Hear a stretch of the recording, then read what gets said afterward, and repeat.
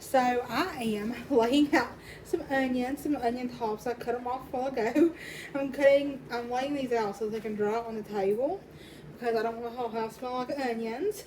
So I'm laying these out right now so that we can dry these and use them for onion powder. Yay!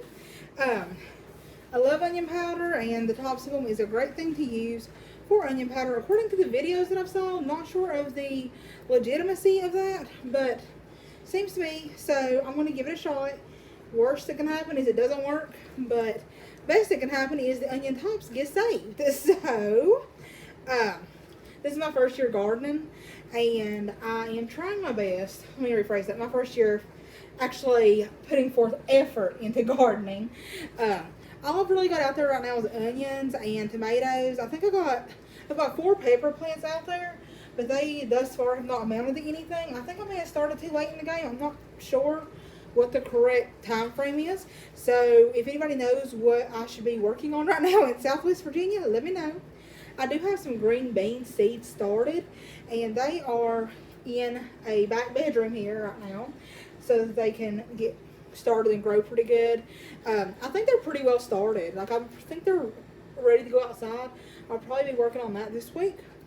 So one of the main reasons that I've started gardening is so that I can prepare to one day hopefully be a homemaker, be able to stay at home. I want to raise babies. I want to take care of the house. I want to cook. I want to clean. I want to do all the stuffs. And I love cooking, but it's kind of hard whenever you work full time. And I don't want to do it until after I have kids because I need something to do whenever I'm staying at home. But I do think that that would be a really fun thing to do, is to be able to stay at home with my kids. Maybe homeschool one day. I don't know. Probably getting ahead of myself, given the fact that I actually am not married yet. My ring's twisted. I get married in September of this year. We are getting married at a small church close to my fiance's house. And it is actually the church that his parents got married in, so it holds some sentimental value. Not the church that we attend right now, but it does still hold sentimental value to us, and we're really excited to get married there. So we are planning this whole wedding and not going into any debt through this wedding. So I already have some debt, and I'm trying to get it paid off before we get married, or get some of it paid off, get it paid down before we get married. My fiance is aware of how much debt I'm in, and he's totally game with, us paying it off together once we do get married.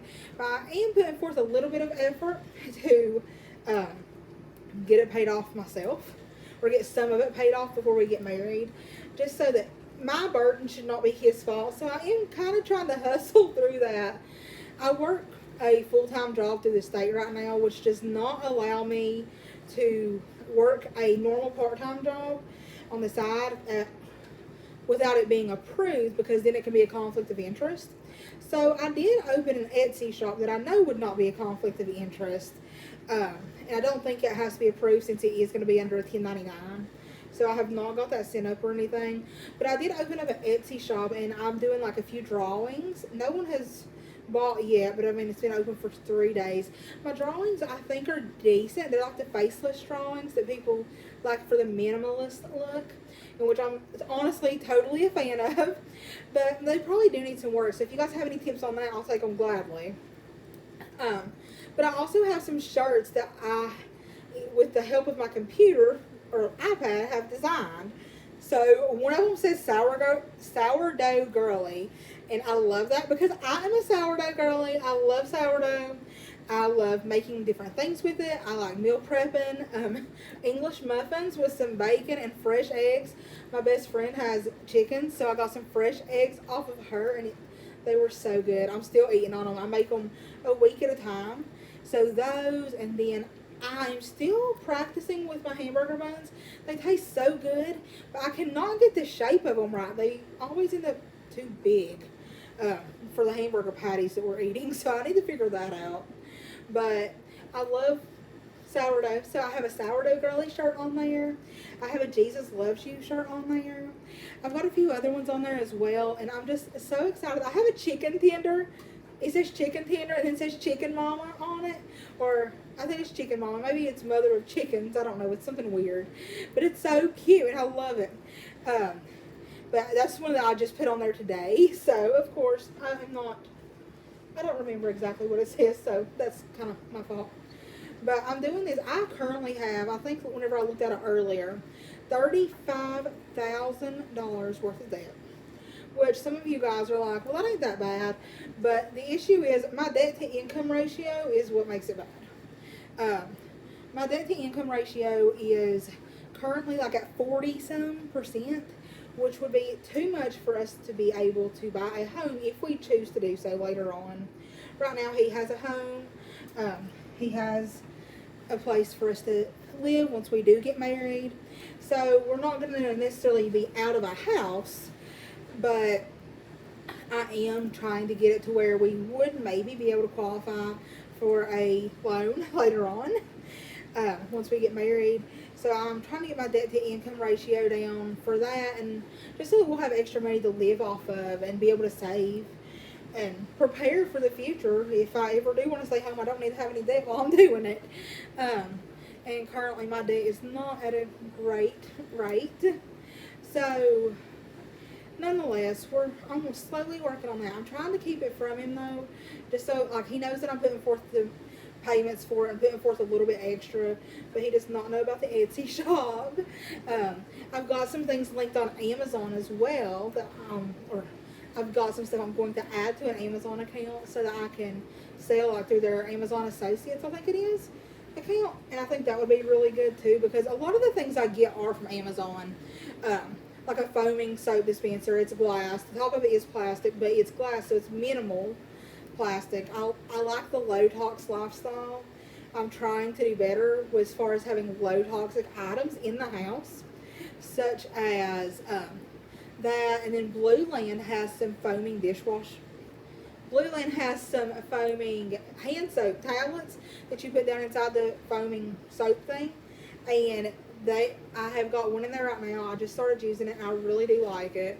So I think that's going to be one of our new non-tox, or maybe it's low-tox swaps. And then, of course, the wooden utensils make such a big difference. Like, I just love using wooden utensils. And it was an easy switch. And I'm really enjoying using wooden utensils. I've been using them for probably 6 months now. And I love it. I prefer to use the wooden ones. And then another low tox swap that we have made here, which is honestly, to me, it's a big one because I'm really picky about my dishes. But the dishwasher tablets, we was using a pretty well known one, but it was like the highest cleaning stuff that it has in it.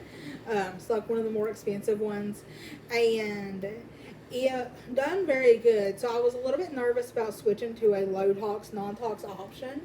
But we did end up going with the Pronouns brand, and I found it cheaper on Amazon than I did on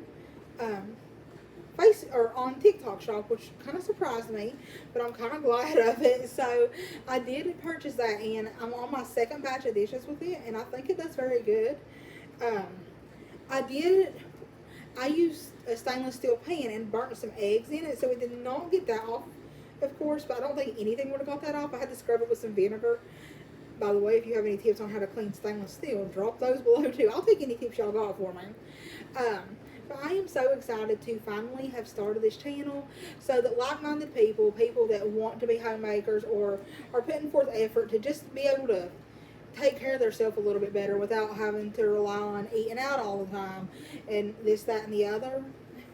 I'm just glad that I am finally taking the step out to be able to build this community, because I think community is something that we all need so much, and I think that this could be a really great thing. Like-minded people, women of faith,